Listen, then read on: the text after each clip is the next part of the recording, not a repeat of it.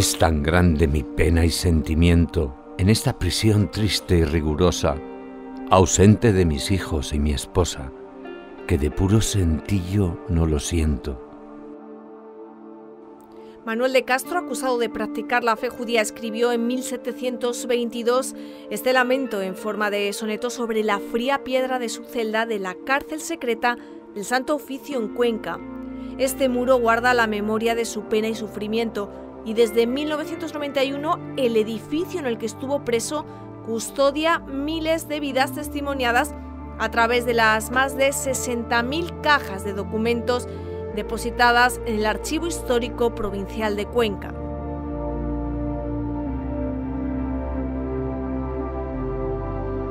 Desde una de las zonas más elevadas de la ciudad, este edificio simboliza el control y el poder. Fue el lugar elegido por Alfonso VIII para erigir su castillo-palacio tras conquistar a los musulmanes el sitio en el siglo XIII. Y fue el emplazamiento que cedió Felipe II en el siglo XVI a la Inquisición para establecerse en Cuenca. El año 1574, el 30 de septiembre, Felipe II cedió a la Inquisición este solar mediante una real cédula, con la salvedad de que si en algún momento la corona volvía a necesitar el castillo de Cuenca, revertía la corona, pero eso ya nunca pasó. De este modo, la entrada principal del edificio, como vemos, está coronada por el escudo de los Austrias mayores, el escudo de Felipe II. Y bueno, la Inquisición se establecía aquí, las obras fueron muy rápidas, se limpió el solar, se empezó a construir el edificio, que exteriormente era prácticamente como lo vemos hoy en día, y se establecen aquí hacia el año 1580. La Inquisición abandonaría este edificio en 1808. Luego sirvió como cárcel civil desde finales del 19 hasta 1970. En 1985 comenzarán las obras para convertirlo en la actual sede del Archivo Histórico Provincial de Cuenca, que desde su creación oficial en 1948 ya había tenido otros 2 emplazamientos. A pesar de ser un edificio bastante sólido, porque queda buena parte de su estructura original, pero claro, había que reformarlo, rehabilitarlo, con destino a un espacio que necesitaba pues una resistencia de carga importante para contener toda la documentación que se ha ido trayendo con el paso del tiempo, ¿no? Es una obra de rehabilitación extraordinaria. De hecho, se le concedió hace unos años el premio a la mejor obra rehabilitada en Castilla-La Mancha. Procuraron aprovechar todo lo existente y definir muy bien lo que se rehabilitaba o lo que se reconstruía, y aprovechar todos los materiales, toda esa estructura importante, sólida, de un gran edificio como es este. 4.925 metros cuadrados para recibir, conservar y poner a disposición del público la documentación que descansa en sus depósitos distribuidos en 4 plantas. En cajas de documentos aproximadamente rondamos ahora mismo más de 60.000. Este espacio pues lógicamente ya se queda pequeño porque la administración, que es la productora de los documentos que nosotros recibimos, también como administración, pues no deja de crecer, lógicamente, a pesar de las nuevas tecnologías, pero el papel sigue existiendo y por tanto tiene que ser guardado y conservado para el futuro. Entre los documentos que siguen ingresando, los de la administración pública una vez que tienen 25 años de antigüedad, o los protocolos notariales cuando tienen más de 100 años. Los protocolos notariales suele haber desde 1600, 1700, entonces que básicamente es el corpus donde acuden más investigadores a consultar, fuente de investigación buenísima porque puede reconstruir la vida de una persona pues simplemente con los protocolos notariales, cuando se casó, cuando tuvo hijos, dónde vivió, que su trabajo, pues si era pintor, pues los contratos que hizo para pintar ciertas obras, si era escultor, si era arquitecto, o sea, es una fuente es lo que más se consulta, básicamente. Jesús Javier nos cuenta que aproximadamente el 85% de las consultas son sobre documentos catastrales, lo que hace que su trabajo se intensifique en las vísperas de festivos. Esta es la típica tarea que se deja para cuando tengo que ver las tierras del pueblo, pues la dejas cuando tienes vacaciones. Y mucha gente que reside, que ha emigrado, que vive en Valencia, que vive en Murcia, que vive en Alicante, y tiene aquí tierras heredadas, o pues aprovecha, incluso investigadores valencianos, investigadores de Madrid. Y desde Barcelona lleva 10 años acudiendo al Archivo Histórico Provincial de Cuenca la historiadora Amparo Buch. Ha consultado más de 1000 documentos sobre boniches que van desde la Edad Media hasta finales del siglo XX. A partir de boniches, de la palabra boniches, pues ya vas buscando con los diferentes sistemas de criterios que puedes ir delimitando, ¿no? Cuando todo está agrupado, de todo lo que es justicia, de lo que es hacienda, administración, es muy fácil de irlo encontrando. Yo empecé con esto a raíz de la muerte de mi madre, que tenía ya 98 años y que tenía una memoria excepcional, y ella siempre me decía, si yo supiera escribir un libro lo haría, ¿no? Entonces fue a raíz de esto cuando pensé, se está yendo la gente, las personas que pueden transmitir todo ese conocimiento del pasado.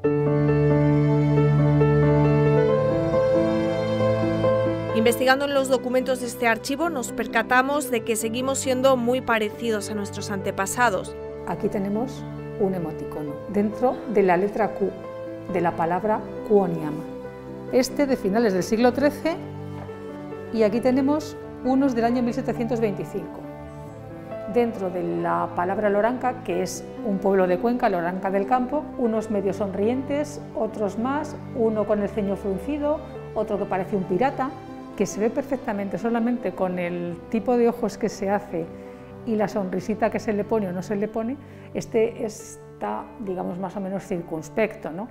Porque está dando inicio a un documento que empieza con la frase, está escrita en latín, pero que traducida dice: porque todas las cosas del mundo son vanas. Esto es documentación notarial. Y le tenemos que dar la vuelta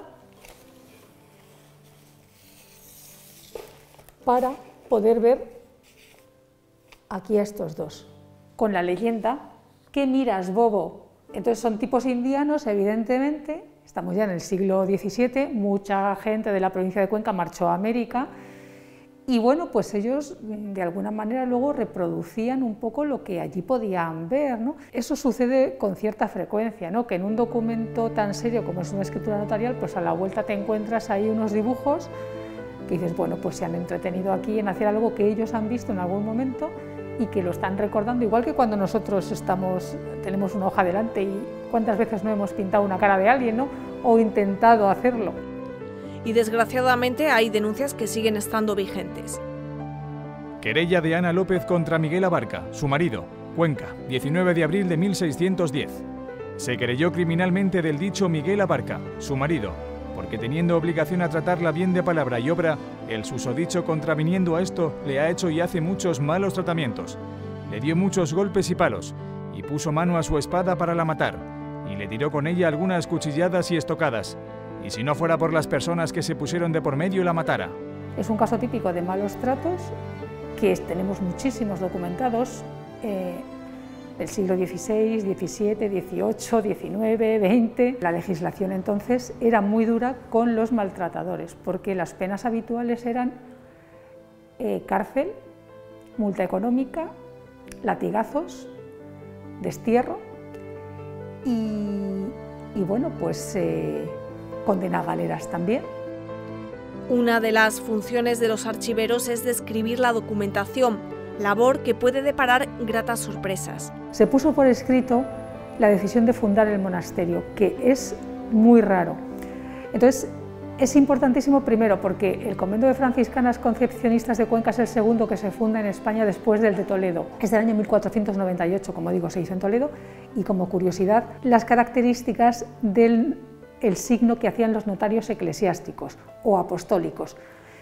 Los notarios civiles tenían un signo que ponían al finalizar sus escrituras, pero los escribanos o los notarios apostólicos hacían ese mismo signo con dos particularidades que nos permiten adivinar solamente con ver lo que es un notario apostólico. En primer lugar, las escaleras que suben al cielo, y en segundo lugar, las llaves de San Pedro, que son las que abren la puerta del cielo.